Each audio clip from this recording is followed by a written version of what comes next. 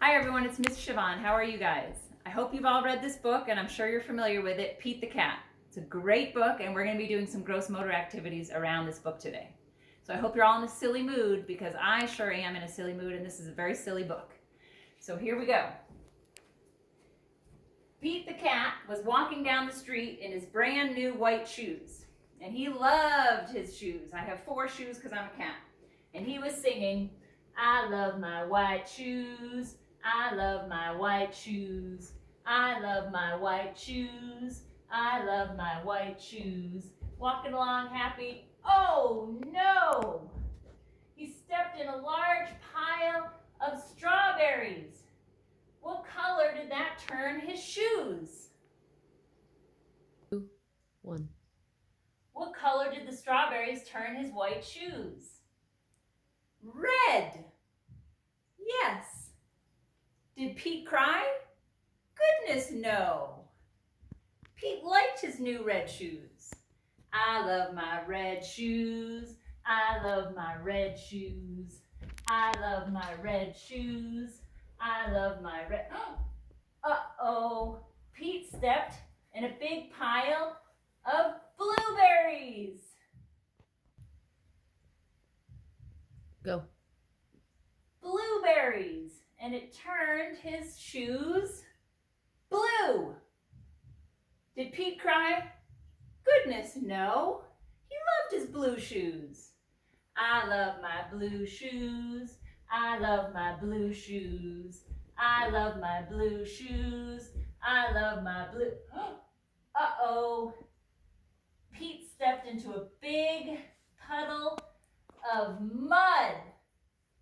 And what color did it turn his shoes? Brown. You're right. It turned his shoes brown.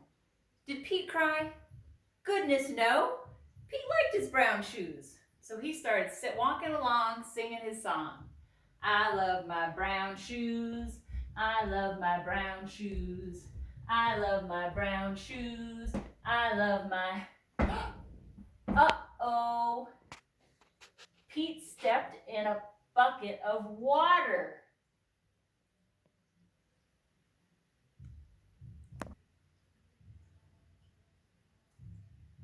And all the blue, red, and brown washed away.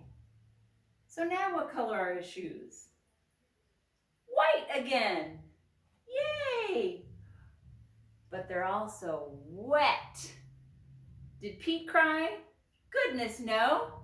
Pete just kept walking along singing his song. I love my wet shoes. I love my wet shoes. I love my wet shoes. I love my wet shoes. The moral of the story is, no matter what happens, no matter what you step in, just keep walking along, singing your song, because everything is going to be all good.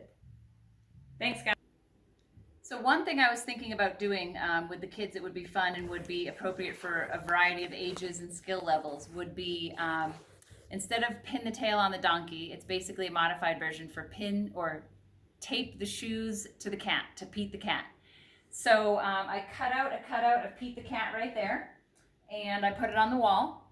And then I cut out a bunch of shoes, 2 blue shoes, and then 2 red shoes, brown shoes, and white shoes. And you can put double-sided tape on the shoes, and then you can let your child, well, however you want to do it. If you have dice that roll to a color, you can roll dice if it has a color on it instead of a number. And then depending on what color they roll, they can come get that color shoe and then go pin it on Pete's feet. You can do different levels. You can have them with their sight perfectly fine and try and get it on his feet. You could blindfold them if you want with a bandana. Everybody has bandanas around the house.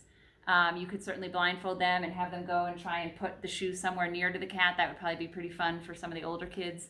But so just have the child, or they can just pick whatever color is their favorite color, whatever color they like. So I'll pick white because they're the high tops. And I could be blindfolded. You could, if you really want to make it hard, spin the person around a couple times and then tell them to go and pin the shoe on the cat. So I will do it appropriately, but you basically want them to put it like right there. And you can do tape the shoe on Pete the cat. So this time I actually will close my eyes and spin around and just see where this ends up going because I'm curious. But so you just spin around a couple times. I think I'm about here.